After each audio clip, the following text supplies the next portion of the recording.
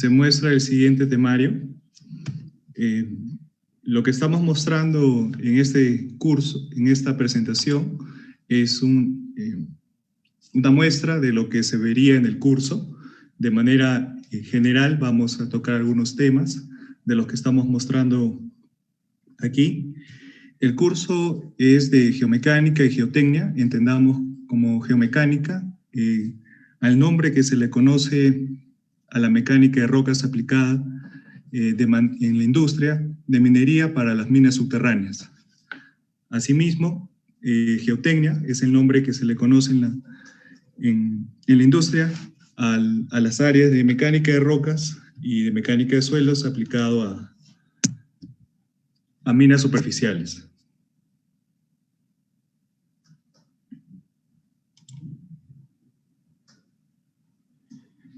Primero vamos a abordar con una introducción para conocer la importancia y conceptos generales de la geomecánica y geotecnia, para algunos casos en minería subterránea y superficial, y luego ya pasaremos a los temas específicos, como es el logueo geotécnico en campo, y vamos a mostrar una herramienta también de logueo digital.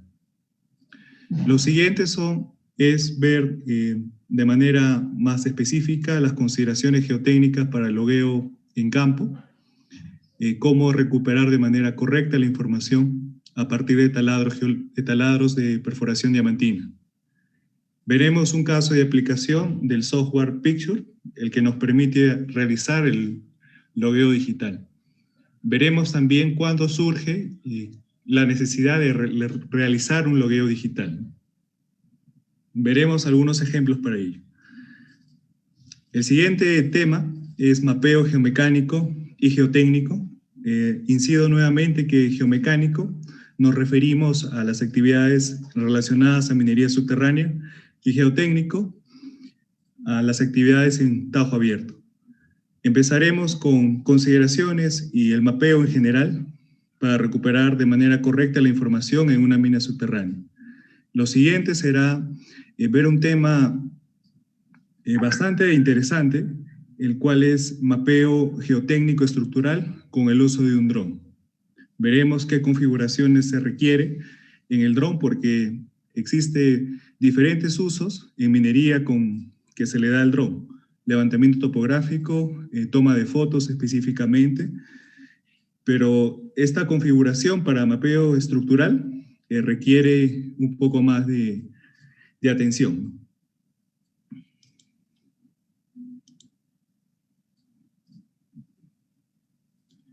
Lo siguiente será administrar esta data geotécnica y geomecánica mediante programación.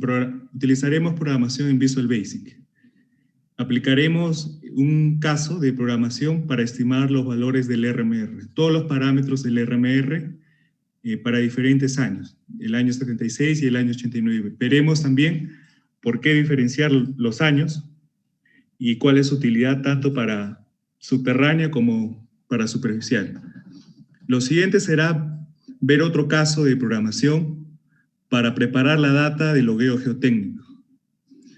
Con esa data de logueos geotécnicos proyectaremos en 3D los taladros, ¿no?, en base a esta programación, y podamos conseguir lo siguiente, que es una caracterización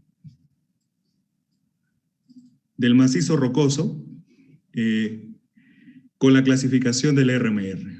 Para ello es necesario primero determinar los dominios geomecánicos con los cuales podamos tener un comportamiento geomecánico similar y podamos realizar esta interpolación en esos espacios o en esos volúmenes.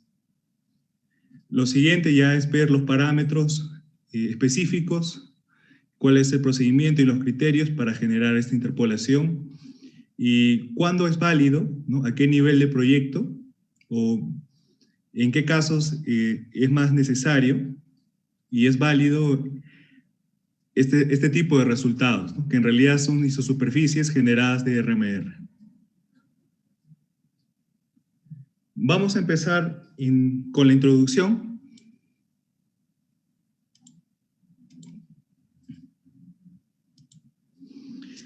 Y el propósito de esta introducción es que podamos darle importancia a la geomecánica y a la geotécnica en una operación minera. Es conocido que la mayor causa de accidentes a nivel nacional, en nuestra realidad peruana, son las caídas de roca, y principalmente en minas subterráneas, ¿no? Aquí tenemos una estadística de cómo hemos ido mejorando en el tiempo la cantidad de fatales por año en nuestra minería. Si bien es cierto, todavía no estamos en una condición óptima, ¿no? Lo óptimo sería que no tengamos ningún fatal al año, ¿no? Se podría conseguir, ¿no? Pero no solamente está relacionado a la causa de accidentes con caídas de roca, está relacionado también a otros factores, y lo vamos a comentar en los siguientes slides. Sin embargo, esta es una causa muy importante, la más importante, la caída de roca, ¿no? Por ejemplo, aquí en la imagen de la izquierda vemos cómo un bloque de roca ha desplazado, posiblemente a través de esas estructuras persistentes que presenta. Es una condición de macizo rocoso bastante resistente también. No ha fallado por un tema de formaciones, pero se nota claramente que hay un desplazamiento, ¿no?, a través de esta estructura, o alguna de las estructuras que están presentes en este bloque grande. ¿Cuáles son los potenciales riesgos? Primero, para la seguridad, ¿no? Si hubiera algún equipo o una persona que estuviera operando en este frente, es bastante probable que se ocurra un accidente fatal. Aquí vemos otra imagen en la cual un equipo ha sido aplastado también por un bloque de roca, ¿no? Entonces, es bastante interesante estos ejemplos, en el sentido de que no hay un problema de macizo rocoso poco competente, sino todo lo contrario, ¿no? Eso corresponde más a un análisis de estructuras o discontinuidades presentes en la roca. Bueno, ese es, digamos, el propósito de esta primera slide. Caer en cuenta la importancia para la seguridad física de la mina y la seguridad física del personal del estudio de la geomecánica.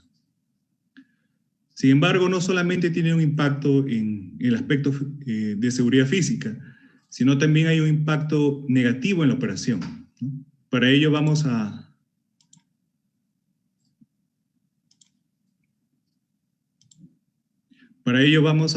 ver este caso de caídas de roca solo a nivel de banco en una mina superficial, y cómo, a pesar de no ser un problema de estabilidad grande, es suficiente para generar problemas a la operación. Cuando es identificado en esta pared un inminente colapso o caída de material, se debe restringir la rampa inferior, la rampa inmediata inferior.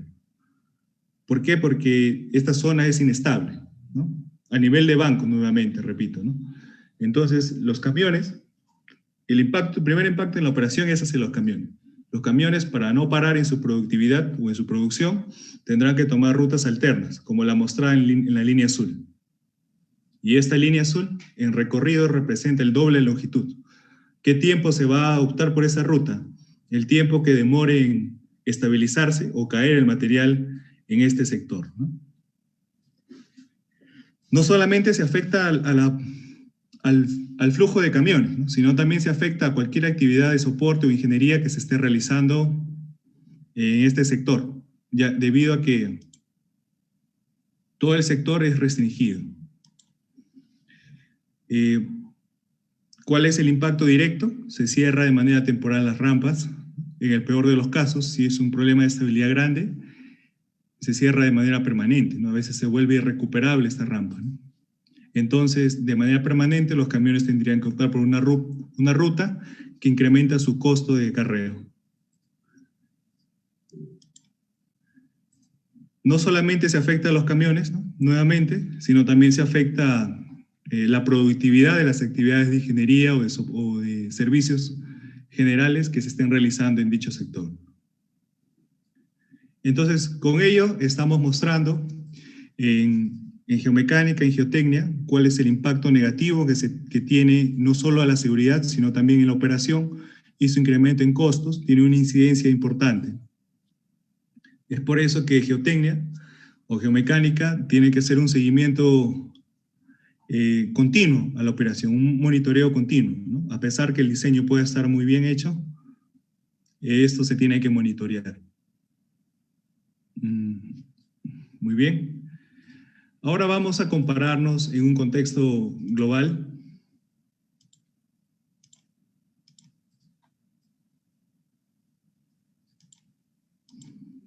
Tenemos una gráfica de accidentes fatales por año también, para 3 países, ¿no? A nuestro país vecino de Chile, que es la gráfica azul, y nosotros somos la gráfica amarilla, que está por encima, y tenemos otro país también potencia en minería, Australia, ¿no? Entonces, aquí tenemos la cantidad de fatales por año para estos países, y el que presenta una condición menos desfavorable es el país de Australia, ¿no? Seguido sería Chile, y ya el que tiene una condición menos favorable es Perú, ¿no? Entonces, podemos ver que entre los 3 países hay una tendencia a que disminuya esta cantidad de fatales, ¿no? Entonces, la pregunta sería, ¿por qué es Australia el país que tiene menor cantidad de fatales, llegando a 4 fatales por año, ¿no? Incluso ha habido un año, en el 2012, que no ha llegado a 0, pero llegó a 2 fatales por año, ¿no? Nuestro país vecino todavía no presenta esa condición y nosotros más alejados aún. Una razón importante, ¿no? Y definitivamente es de causa de accidentes son las caídas de roca, ¿no? Pero no es el único motivo, ¿no? También influyen otros motivos como el uso de nuevas tecnologías que nos permiten exponer en menor grado al personal, ¿no? Por ejemplo, está el uso de los drones o el uso de equipos teleoperados, ¿no? Entonces, es bien conocido que Australia es pionero en muchas de las tecnologías que se usan a nivel mundial en minería, ¿no? Entonces, esa puede ser una explicación, un fundamento para que se tenga menor cantidad de accidentes, ¿no? Lo otro también es la cultura, ¿no? A veces hay una cultura de resistencia al cambio, y eso también influye mucho, ¿no? Si geomecánica o geotecnia no se da la importancia suficiente en la operación, posiblemente van a seguir recurriendo a estos eventos. Muy bien, ahora para hablar un poco más sobre los conceptos generales de mecánica de rocas, ¿no?, que es necesario conocer para geomecánica y geotecnia. Tenemos aquí qué es lo necesario para un modelo geomecánico. Es necesario de manera independiente la caracterización del macizo rocoso mediante un sistema de clasificación, ya sea RMR o Q de Barton. De manera independiente se necesita un análisis de las estructuras menores, dominios estructurales y también las fallas mayores importantes, ¿no?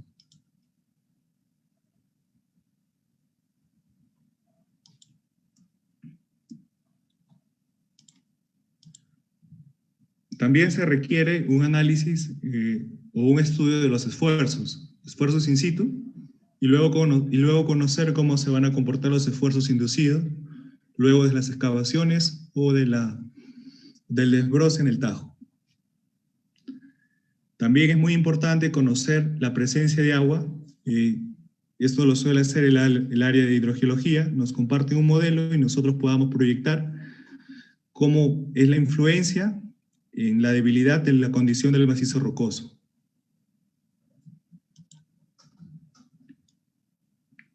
Y se tiene un flujo muy similar, ¿no?, de análisis para un modelo geotécnico en una mina superficial.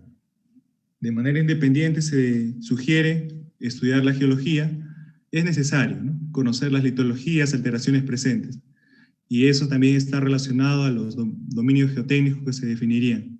Un análisis de estructuras, dominios estructurales, las fallas importantes, la condición del macizo rocoso, basado en un sistema de clasificación, y conocer la condición del agua, para evaluar su influencia en la condición del macizo rocoso. Muy bien, ahora entraremos a los temas específicos a tratar. El primero es logueo geotécnico en campo, y veremos cómo se puede utilizar la herramienta del logueo digital. Lo primero es tener en cuenta cuáles son las consideraciones importantes para recuperar de manera correcta la información del logueo. Acá podemos ver cómo los taladros, en primera instancia, intentan cortar de manera casi perpendicular al área de interés, ¿no? Principalmente para la mina, que es la mineralización. Algunos taladros no llegan a cortar de manera perpendicular, pero la mayoría sí. Entonces, estos taladros de perforación diamantina son colocados en cajas y de los cuales se va a recuperar la información geotécnica. ¿Qué información podemos recuperar, no? Y cabe también mencionar que este es un primer acercamiento a conocer la condición del macizo rocoso. No solamente de la mineralización, ¿no? Sino también de las cajas. Porque luego de que se extrae el mineral, o cuando se extrae el mineral, también se extrae un poco de desmonte, ¿no? O waste, ¿no? Que es material no económico. Podría contener mineral, pero no es suficiente para una recuperación económica.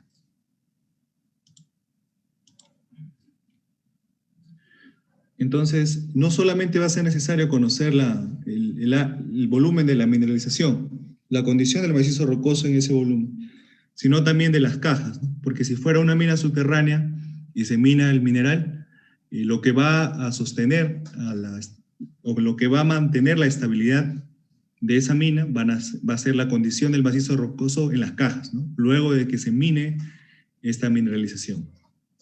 ¿Qué información estaríamos recuperando y debemos conocer en base a la clasificación del RMR?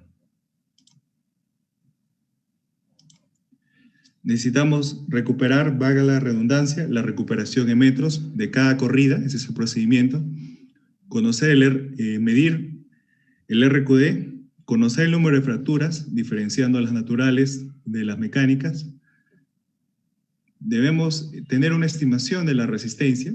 Luego eso se puede mejorar con ensayos de mecánicas de roca en laboratorio. Conocer también las condiciones de juntas, apertura, rugosidad, relleno, meteorización.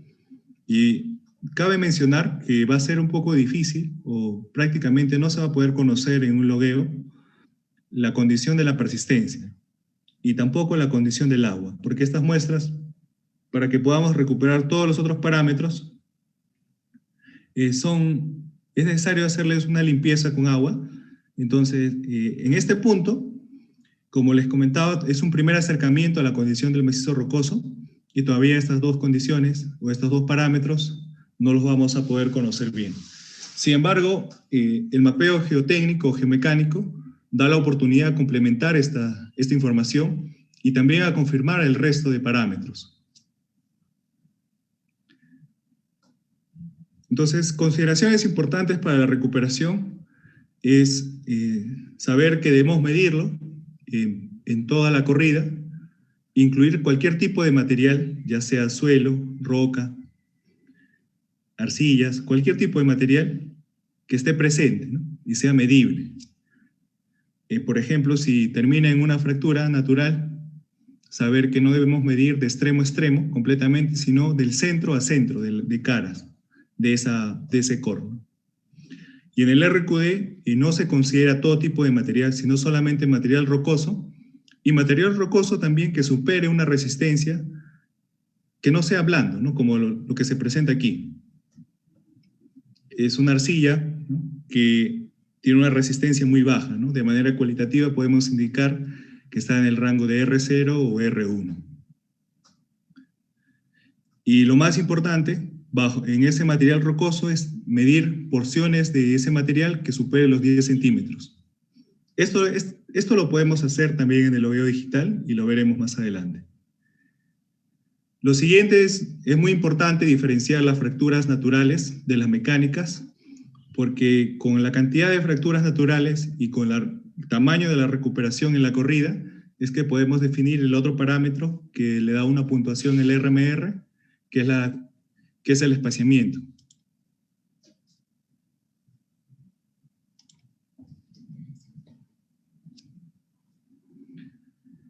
Entonces, para poder diferenciar de manera general las fracturas naturales de las mecánicas. Generalmente las fracturas naturales tienen una inclinación, son oblicuas, y presentan un grado de meteorización.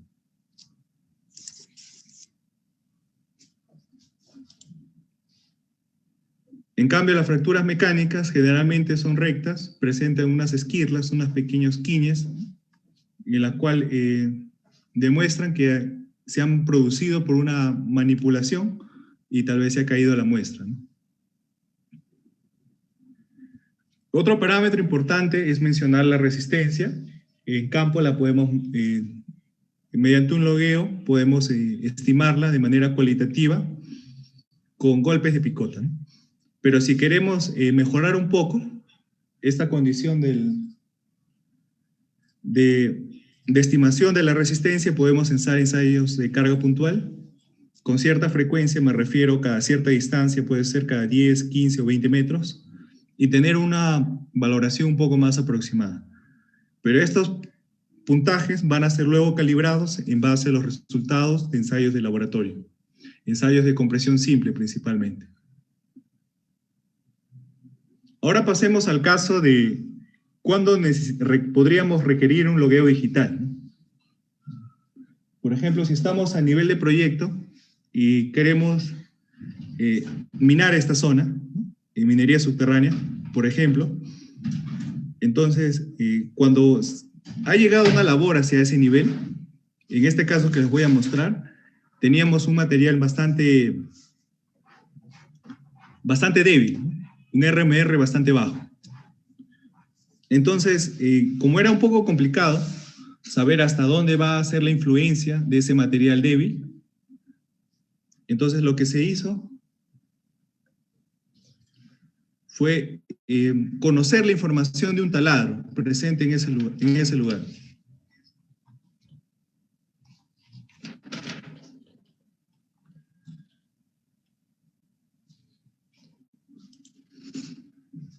Entonces, la información de ese taladro que atraviesa la mineralización y atraviesa las cajas nos va a dar una idea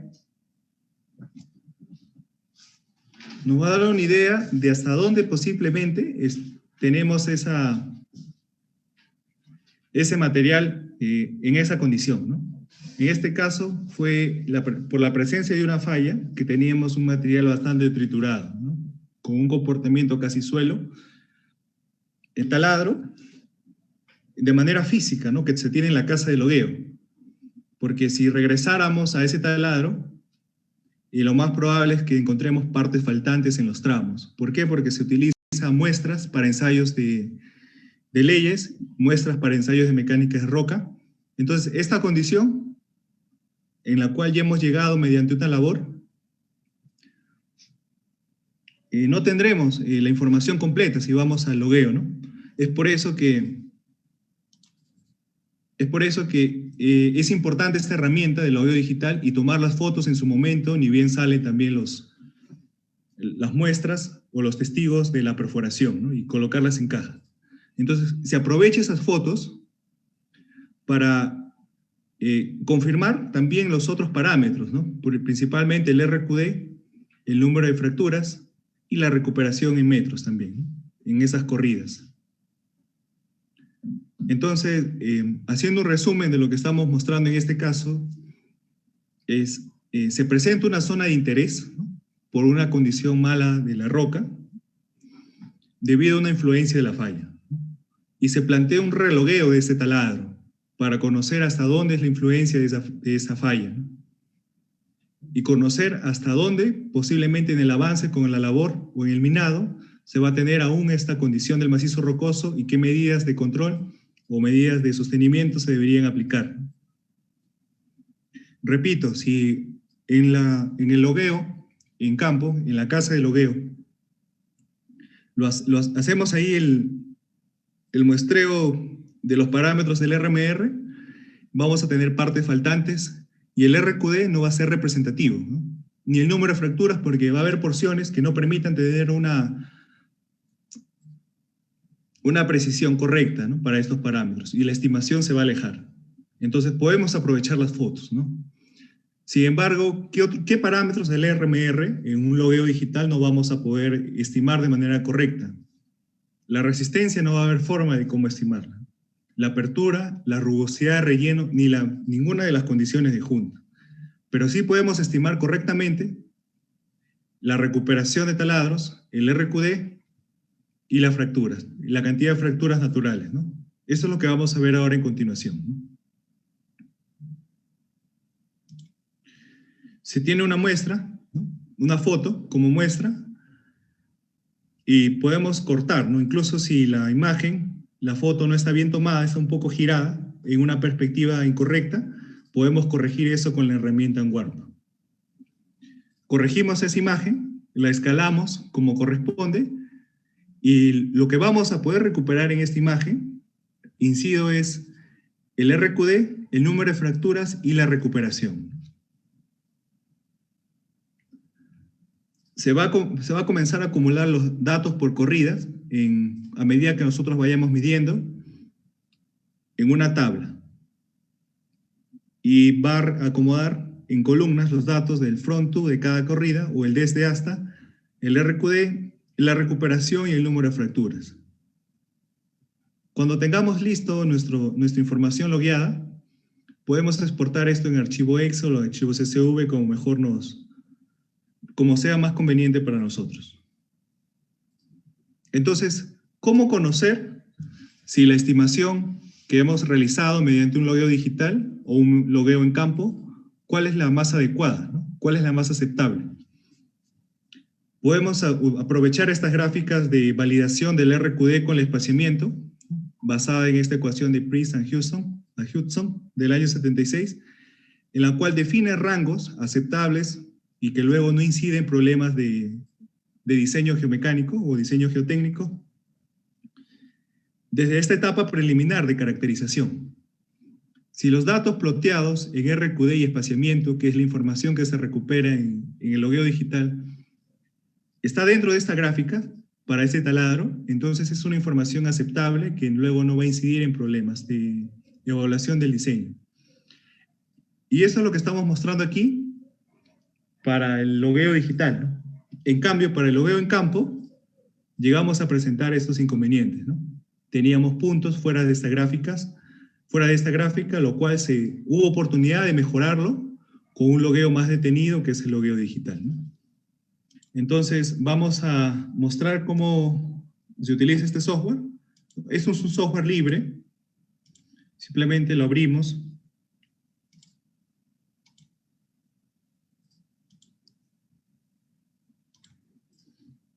También lo pueden descargar de manera libre.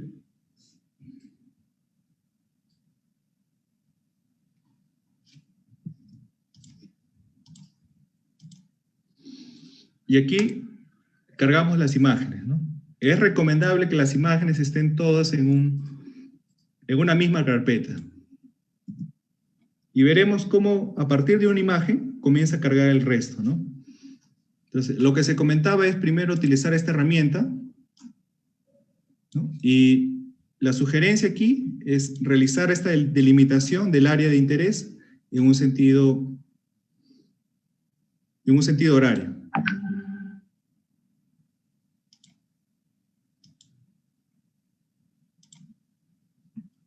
¿Sí? Lo siguiente es comenzar a escalarlo.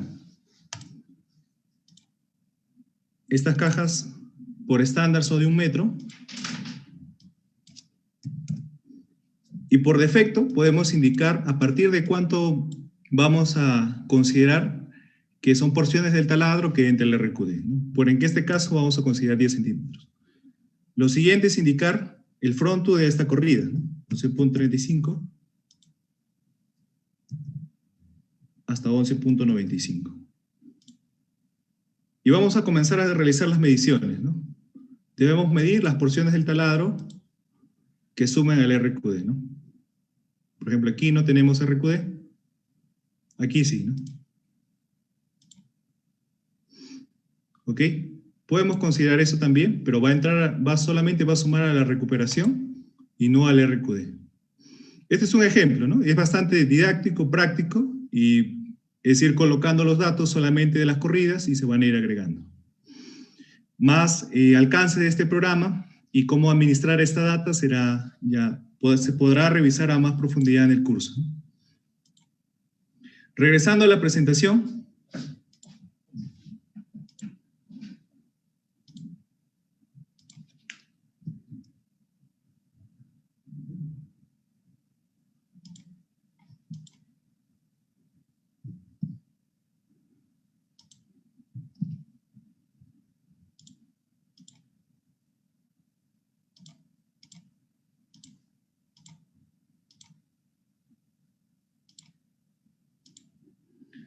Regresando a la presentación, lo siguiente es ver el mapeo geomecánico y geotécnico. Nuevamente, intentamos mapeo geomecánico va a estar relacionado a la actividad en minería subterránea y mapeo geotécnico en superficial, ¿no?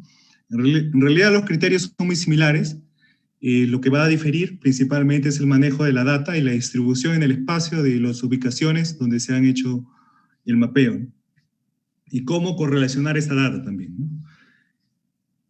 El mapeo da oportunidad a complementar la información que se ha tenido en el logueo geotécnico o logueo geomecánico y se puede confirmar también la cantidad de fracturas en un espacio, cuál es la resistencia, se puede utilizar un bloque y realizarle mayor cantidad de ensayos porque la muestra es más grande. Podemos medir de manera directa cuál es el espaciamiento y esta vez respetando las distancias perpendiculares entre las fracturas de una misma familia. Podemos también confirmar las siguientes condiciones de junta, ¿no? Que son la persistencia, lo que no podíamos conocer en el logueo geotécnico. Podemos evaluar también de manera un poco más, escala un poquito más grande, cuál es la rugosidad en las paredes. ¿Cuál es la apertura? La apertura puede ser un poco subjetivo en el logueo geotécnico porque podemos juntar o unir a nuestra percepción esa separación, ¿no? Asimismo, también conocer la presencia del relleno. En este caso, tenemos un relleno bastante claro. Y también ver cuál es la condición de la meteorización o el intemperismo. Y lo último que vamos a poder evaluar de manera más directa es la condición del agua. Esta condición del agua es bastante interesante mencionarlo, en el sentido que hidrogeología siempre está bombeando, ¿no? Para mantener una condición operativa a nivel de minado y a nivel de avances también. Esa es, digamos, la apreciación para la condición del agua y se suele trabajar con un RMR o un Q de Barton en condiciones secas. En condiciones secas para separar este efecto, ¿no? Porque el nivel del agua es bastante variable a medida que se vaya minando. Un aspecto específico de la estimación del RQD en un mapeo geomecánico, geotécnico, es que se utiliza otra técnica, ¿no? Ya no medimos de manera manual las porciones del taladro, ¿no? Aquí no hay taladros que superen los 10 centímetros, ¿no? Sino se utiliza el índice del JV y de manera volumétrica determinamos el RQD, ¿no? Aprovechamos las mediciones de los espaciamientos que se puede hacer de manera directa entre cada familia, ¿no? Y lo convertimos a JV y con ello podemos determinar el RQD, ¿no? Todos estos aspectos o estos ítems que se está revisando hasta el momento, va a haber oportunidad de revisarlo a más detalle en el curso propuesto, ¿no? Veremos también un caso de cómo manejar la data en diferentes niveles para un mapeo geomecánico por celdas, cómo estimar los parámetros de RMR en campo y cómo se da una valoración y cómo se puede mejorar la puntuación del RQD con la fórmula mostrada anteriormente. También veremos cómo manejar la data estructural presente en cada estación geomecánica y qué podemos hacer con esta información estructural también. Lo siguiente está relacionado a mapeo geotécnico estructural en en tajo abierto mediante el uso de un dron, ¿no? Existen diferentes equipos, ¿no? Escáner 3D, también el dron, y también podemos hacerlo de manera física nosotros. Sin embargo, si es una pared de un talud en el cual hay una condición de caídas de roca, y es por un control estructural estas caídas de roca, entonces lo que se requeriría es tener menor exposición del personal lo más posible.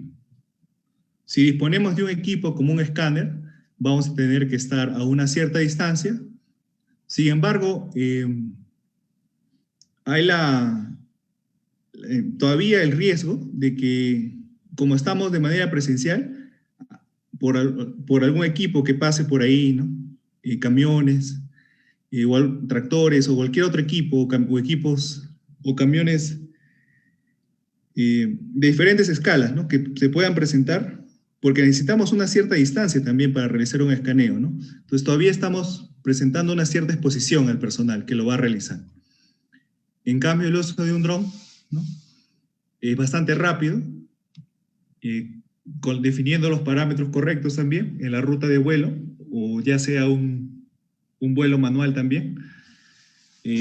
Ya no tenemos una exposición, ¿no? Nosotros podemos estar bastante alejados y simplemente hay que definir el punto de partida, cuál es el recorrido que va a realizar de acuerdo a la finalidad del uso, y se va a poder tomar las fotos, ¿no?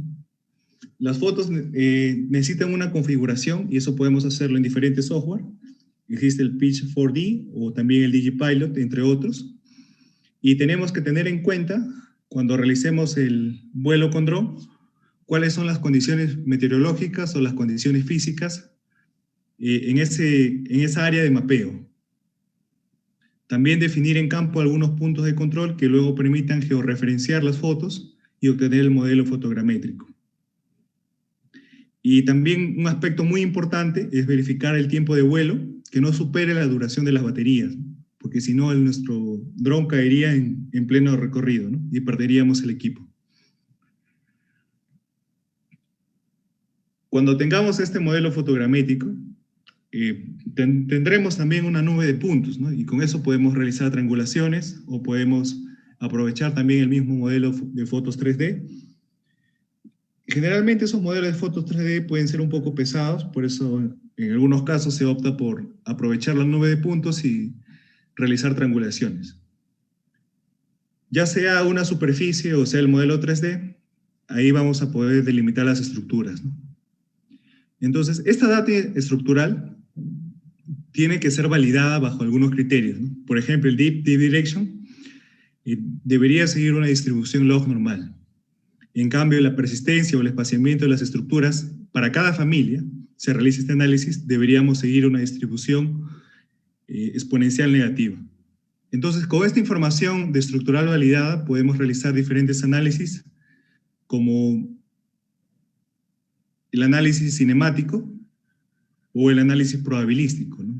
El análisis cinemático nos da resultados de probabilidad de ocurrencias de fallas planares, fallas por cuña o fallas en Toplick.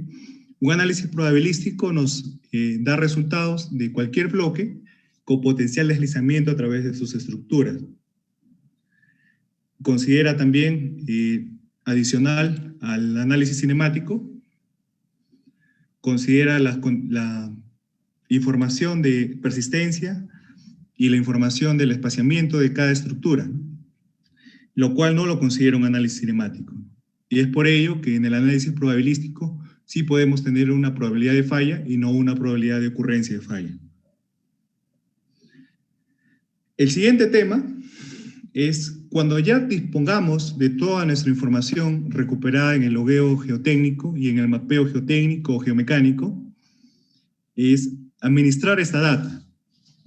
Y podemos tener bastante data, y si lo realizamos el tratamiento, de esta data de manera manual y no está automatizada, vamos a requerir bastante tiempo, ¿no?, para este tratamiento de la data. Y cuando llegue más información, tendremos que ir realizando este procedimiento también de manera manual. Es bastante recomendable programar cualquier data, no solamente de mapeo geotécnico, también de logueo o cualquier otra data adicional que tenga que ver con geotecnia.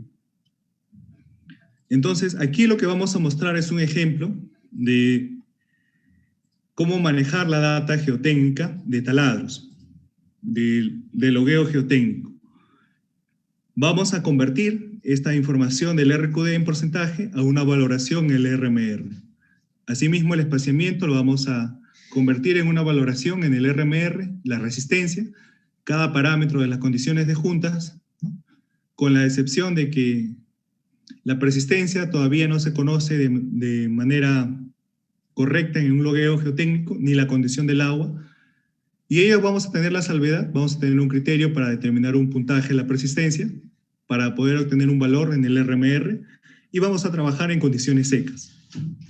Entonces, la finalidad es pasar de esta información de logueo geotécnico en campo, y que ha sido complementada con la información de logueo digital, en base también a esas gráficas de validación que vimos de RQD y espaciamiento, y pasar de esta información cruda a una valoración en el RMR, tanto para el año 89 y 76, ¿no? Entonces, vamos a hacer un ejemplo de programación en Visual Basic, ¿no?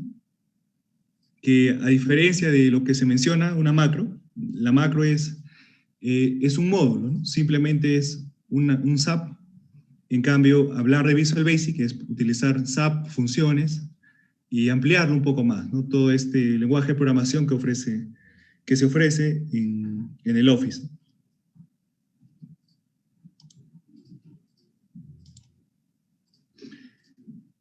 Lo que se va a tomar como parámetros de entrada, ya hablando en términos de programación, son los datos del logueo geotécnico en campo más la validación en el logueo digital, y transformarlos a puntajes del RMR. Entonces, los parámetros de entrada van a ser toda la información del logueo, el desde hasta de las corridas, la recuperación, RQD, número de fracturas, resistencia, apertura, rugosidad, relleno, meteorización, y luego hacer un pequeño cálculo para longitud, recuperación en porcentaje, convertir el RQD en porcentaje, los espaciamientos y calcular la frecuencia de fracturas también. Y aquí viene más bien la asignación de las variables en valoración para la resistencia. Cabe mencionar que para ambos años es importante saber que se tiene la misma variable, entonces para no repetir el código para 2 años diferentes. Si la resistencia va variando de R0 a R6 y vamos a ir colocando diferentes puntuaciones. El RQD también es lo mismo para ambos años, y aquí se propone una fórmula para no tener dispersiones muy grandes, ¿no? Para no decir que un RQD de 25 y 50 van a tener un mismo puntaje, sino es una estimación matemática que nos permita tener una diferencia mejor, ¿no? Para que el 25 y 50 o el 50 y 75 no tengan el mismo puntaje. Por otro lado, el espaciamiento para ambos años es diferente, es por eso que tenemos diferentes asignaciones de puntaje, tanto para el año 89 como 76. Lo siguiente es asignar los puntajes o las valoraciones en el RMR para las condiciones de junta, para cada uno, y en cada año, tanto para el año 89 en la parte superior y para el año 76 en la parte inferior. Lo último ya será sumar los parámetros de las condiciones de junta, asignar el puntaje de RMR seco para el año 89 y 76, y tener la suma de todos esos parámetros del RMR nos dará una puntuación. Y estaremos hablando de un RMR prima, ¿no? Bajo la consideración que habíamos mencionado de que el nivel de agua es variable, es bastante variable, y generalmente trabajamos mejor de manera independiente de la condición del agua. Lo siguiente será, con esta información completada de esta manera, es ir recuperando normalmente este es un formato en campo que se llena, ¿no? Si disponiéramos de un equipo o una tablet, este ingreso o este input de la data es directo, pero si no lo es, tenemos este formato de ejemplo en campo, se llena de manera manual, ¿no? Luego es digitalizado. Entonces, respetando este formato, para todos los taladros, podemos recuperar la información del COIAR, ¿no? Vamos a ir recorriendo mediante otro programa, mediante otro código, cada una de estas hojas y ir recuperando esta información. Recuperaremos también la información del survey de esos taladros. Y por último, lo más importante, recuperar la información geotécnica, y podemos definir también dominios, considerando dominios, mineralización y cajas. Este es un ejemplo que también se realizaría en el curso, y va a haber oportunidad de verlo a más profundidad.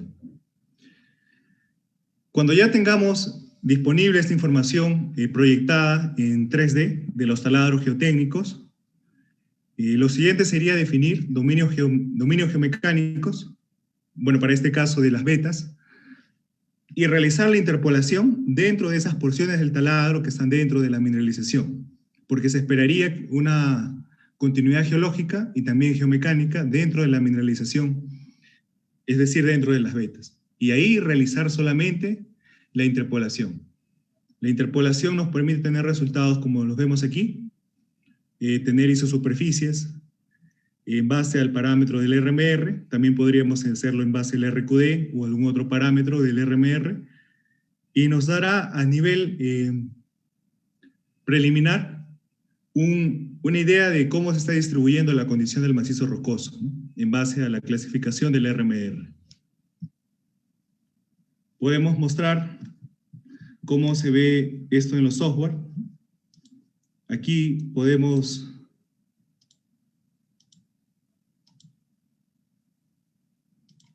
ver cómo en este programa, ¿no? Vamos a utilizar dos programas y ver las diferencias, ventajas o desventajas de cada uno de ellos, ver cómo cruzan los taladros a la mineralización y cómo trabajaremos solamente con esta porción del taladro que está dentro de la mineralización para poder realizar la interpolación. Cuando definamos esto en este programa y también lo realicemos en el otro, en este otro, podemos evaluar ventajas o desventajas de cada uno, ¿no? Y la idea es proporcionarles las dos herramientas y puedan ver en cuál es la que mejor se acomoda o cuál tienen disponible en la empresa en la que trabajan.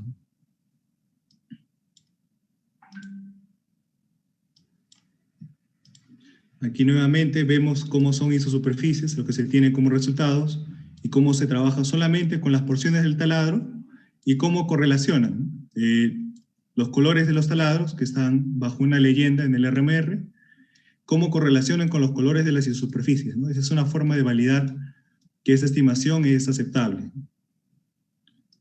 Estas son las isosuperficies obtenidas y hay que definir también los parámetros para poder realizar esta interpolación. ¿Ok?